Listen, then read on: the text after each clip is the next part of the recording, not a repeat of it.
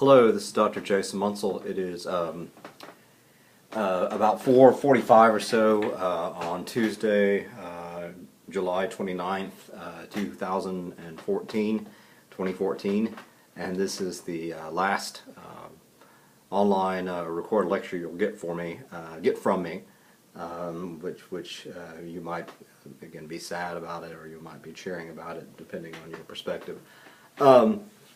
A few quick announcements again before some of the things are just re-emphasizing some of the things that I said yesterday. First, I've changed the due dates for those folks who are not graduating, and so you all have until Sunday, this coming Sunday, at 5 p.m. To turn in your fourth emails, fourth tweet, fourth blog, and your final paper.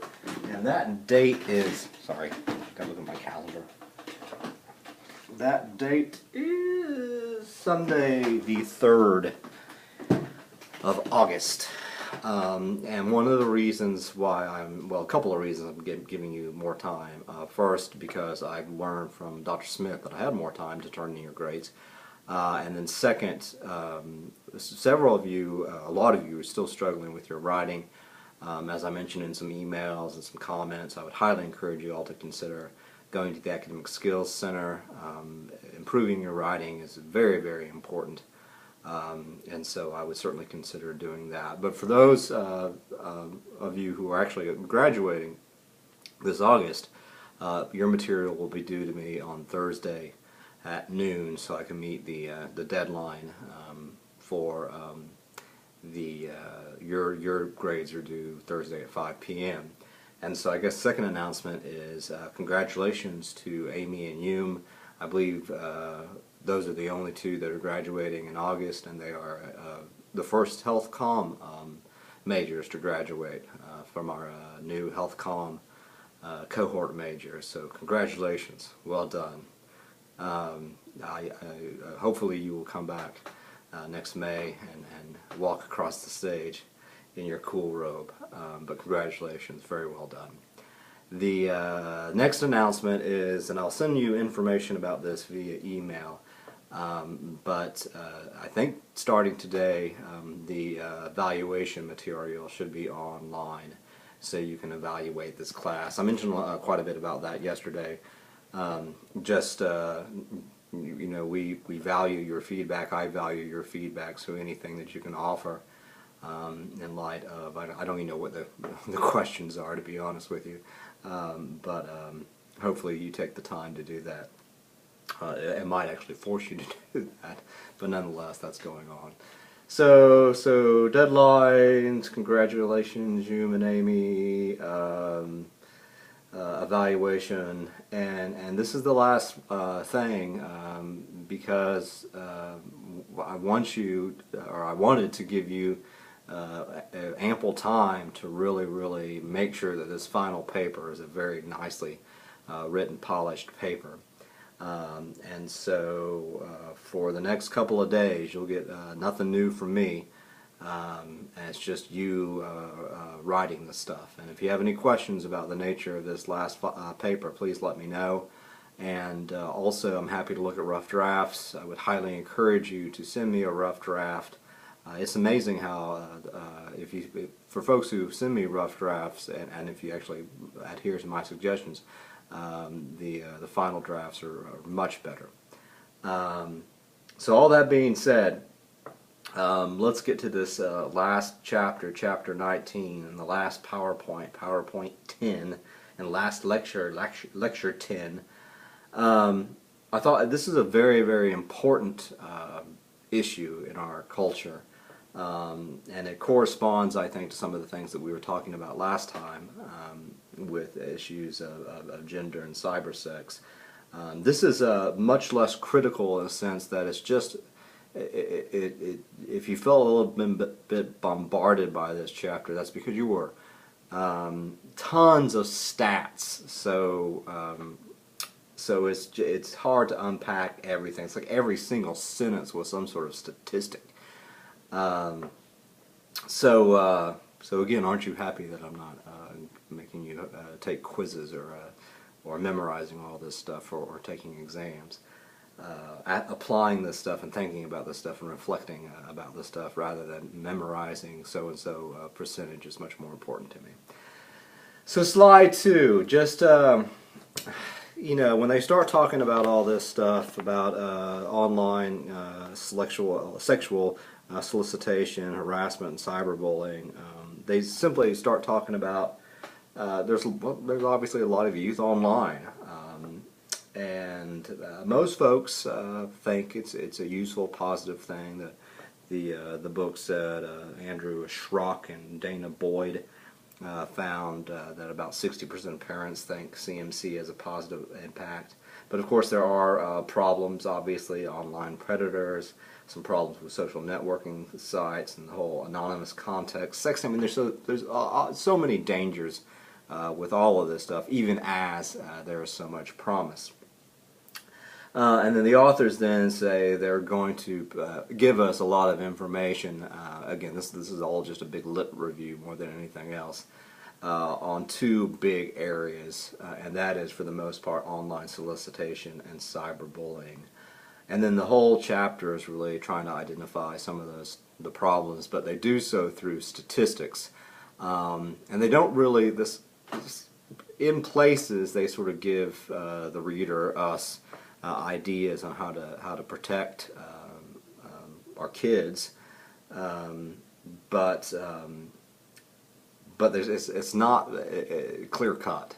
I actually offer you a couple of links at the end of this PowerPoint. I've also put those links on KC. One is a government link about stopping cyberbullying, and another one is this thing, an Emmy-winning TV series on internet safety from I think this organization, Enough is Enough, making the internet safe for children and families. Their main webpage is www.enough.org, and their little tagline here is educate, equip, empower. But there's a lot of stuff on here, and it's really up to date, so it's much more up to date than your book. For instance, there's from July 17th, just a couple of weeks ago, urgent warning for parent, VH1 to premiere Dating Naked on Thursday, July 17th. So we get a lot of, so all this stuff does not exist within a vacuum. Our kids are being bombarded with ideas about how to use social media through things like VH1 and all this type of stuff. And so but it's really cool and interesting stuff. They have videos and audios. They have all this stuff. It really is, one of these things that you might want to sit down with, if you have children, sit down with your kids and watch some of this stuff, because it is really important. And more than anything else, you probably got this if you indeed read the chapter, is that parents have a big responsibility here to coach their kids, to educate their kids, and really parents are the first line of defense here, and so that's important.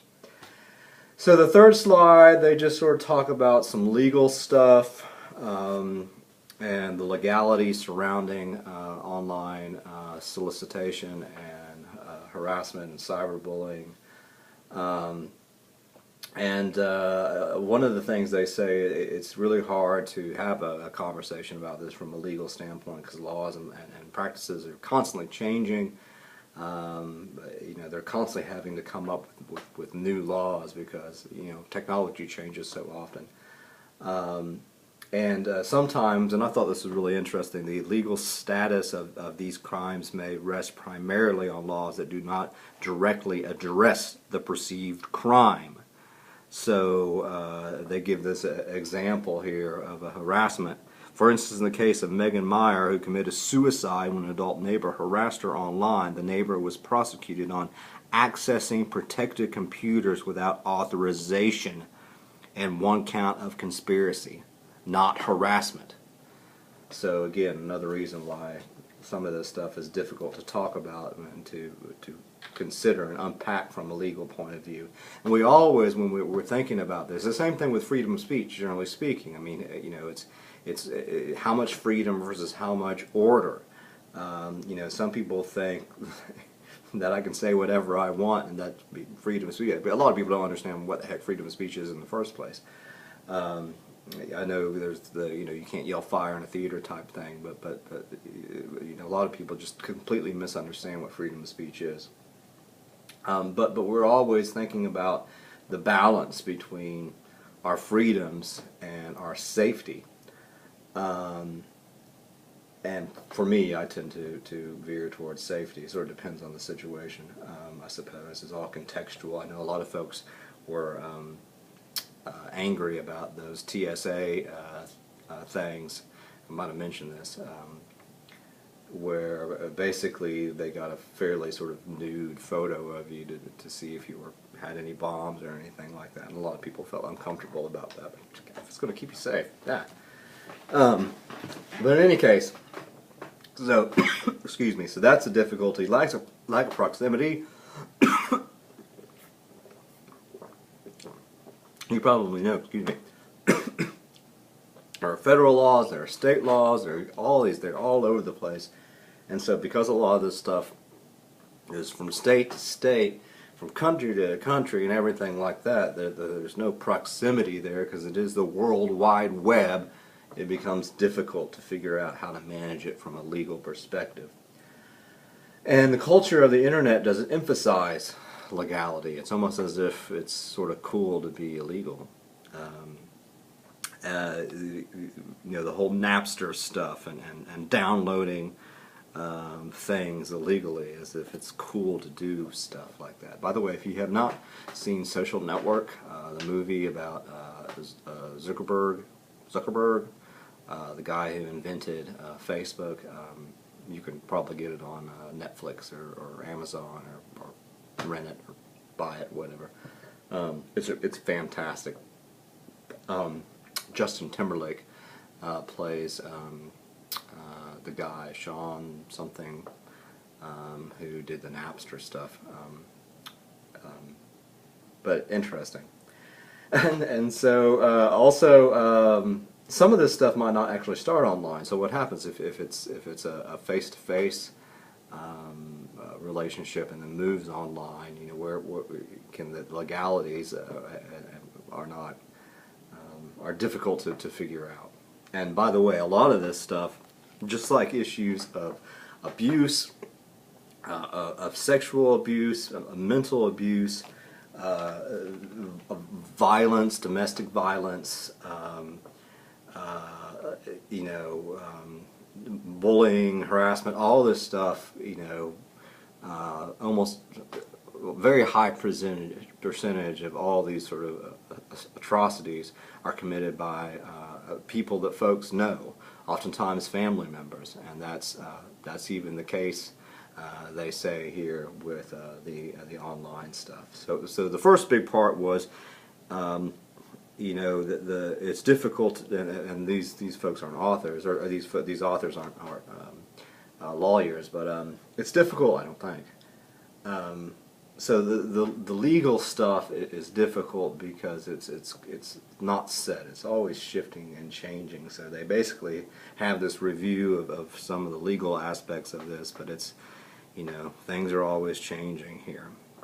With that being said, so the first thing is, it's from the legal perspective, it's hard to really see what exactly is illegal and what is not illegal. The perpetrator characteristics from a legal perspective. So this is underneath the role of the legal system, and they're trying to showcase the characteristics of those folks who would likely sexually solicit or harass or cyberbully. And it talks about how obviously some are anonymous, but usually they're similar in age to the victims. The research says that there is some overlap, particularly with cyberbullying. Sometimes they are victims and offenders. As you can see, sometimes folks bully back. and some